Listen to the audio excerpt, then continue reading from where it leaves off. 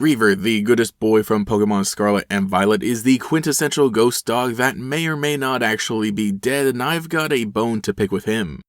Greetings, dear viewer. Join us on a hair-raising journey through today's bone-chilling Pokémon feature, The Tale of Reaver.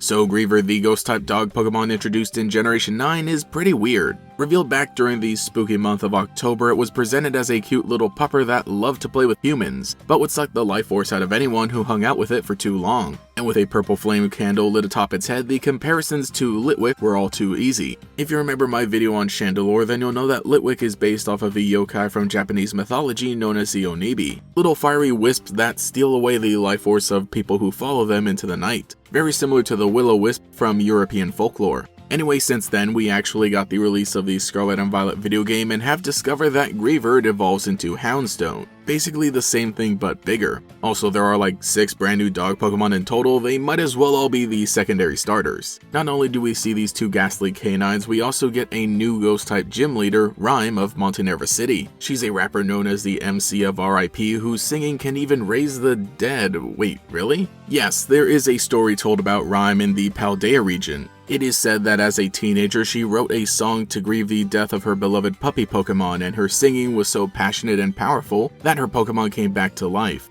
It's a nice little story, but that couldn't possibly be true, could it? Well, let's entertain the idea. So we would assume that the Pokemon brought back to life was either the Houndstone she uses or the Reaver that does one heck of a little dance watching the gym battle. When we look at the Pokédex entries of these Pokemon, we learn some interesting things about them. Starting off with Reaver.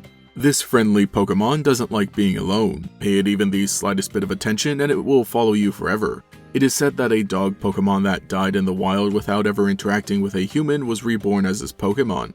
Here we see that Reaver very clearly loves being around humans. It's that special bond we see in our real life that earns dogs the title of man's best friend. One Pokédex entry tells us of its loyalty, while the other paints a morbid picture, serving as a proposed origin. Unloved dog Pokemon in the wild die and get reborn as a Reaver, which have this feeling of never wanting to be alone, following any human they meet without relent. As usual, I'm going to hit it with a big ol' "that's cool," but I'm skeptical. Again, being prefaced with the fact that it's only something said about this Pokemon and not necessarily proven to be true, though I see it as some flavor, being an in-universe ghost story to explain why this doggo loved people so much. Moving on to Houndstone. Houndstone spends most of its time sleeping in graveyards. Among all the dog Pokemon, this one is most loyal to its master. A lovingly mourned Pokemon was reborn as a Houndstone. It doesn't like anyone touching the protuberance atop its head.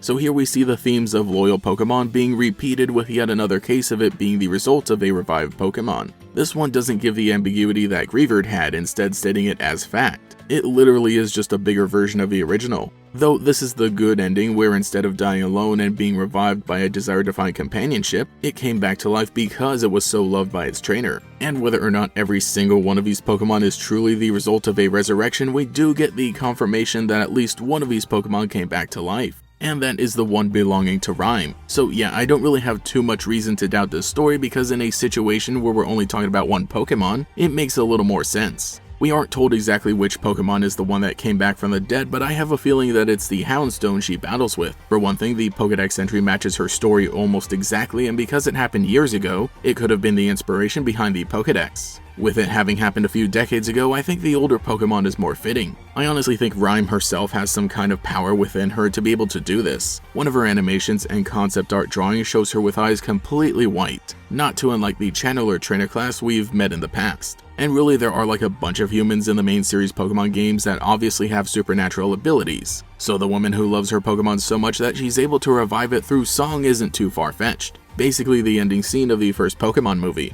Of course, this is the good ending in the magical world of Pokemon, where death and revival are more common occurrences. Maybe someday in the future we'll get a story exploring the horrifying ramifications of resurrecting a dead animal. But I actually think it's pretty cool that there's a theme with the other ghost Pokemon we see Rhyme using. First is Bayonet, which is said to be spawned from an abandoned toy, as well as Mimikyu, which hides and is upset that it isn't as popular as Pikachu. As a child, Rhyme owned a Griever that was so in need of attention and companionship only for it to die, and after it came back to life because she loved it so much, she continued giving that same love to other Pokemon that felt neglected. Some really nice storytelling just from the other Pokemon she uses in battle. There's also Toxtricity because it's cool, I guess. And in her rematch team, she does have a Spiritomb, which I'll count as another misunderstood and unloved Pokemon that she's taken in. All of this together makes her one of my favorite gym leaders in Scarlet and Violet. A ghost story with a happy ending, who would have thought? I do know there's been quite a few theories and discussions about the other dog Pokemon, tying them all together, saying that Mastiff and Mabostiff are counterparts to Greavard and Houndstone in the sense that one dies and becomes the other. A nice connection, and the Pokedex entries as well as Rhyme's story do imply that they were different Pokemon before becoming ghost types, though I think with there being so many dogs in Paldea, that's just the same theories that the people in universe have. In reality, I think they're just a bunch of unrelated dogs, but they make for some very lovable partner Pokemon. I really did just want to bring up this one case in particular because I really do love Greavard and Rhyme. Probably one of my favorite looking Pokemon of the generation, and I thought it was pretty neat how it was one of the first Pokemon given a physical trading card beyond the starters. So let me know what you think of this lucky pup and its trainer in the comments below. Anyway, I've got to practice my singing. I've got a few pets I'd like to reunite with. Thank you to every channel member for your continued support, especially the great Gators. Actual Clown, Black Ice, Cheeseburger Lasers, Don V. Ferrar, Dunkachino II, Eevee, Jen Eric, Justin R, Cosmo Zero, Lil Swiss, Meme Supreme, Nathan Boytz, Nomad Nobi, Oleg Studios, Phantom, Pio the Genius, Quago, Tajirai, Viz, Volity, and Pastel Blood. If you would like to support, get your name shouted out here as well as access to emotes for comments, live streams, and sometimes early videos, you can become a channel member today. You can also follow me on Twitter as well for more memes. Anyway, this has been GatorX, thank you for joining our feature presentation, and I'll catch you all later. Pickabooch, I choose you! Pickabooch, go! If you really want to master Pokemon, you can join the Pokemon Trading Card Game League. You can earn cool badges and become a master trainer. Children 13 and under need parents' written permission to participate in the Pokemon Trading Card Game League.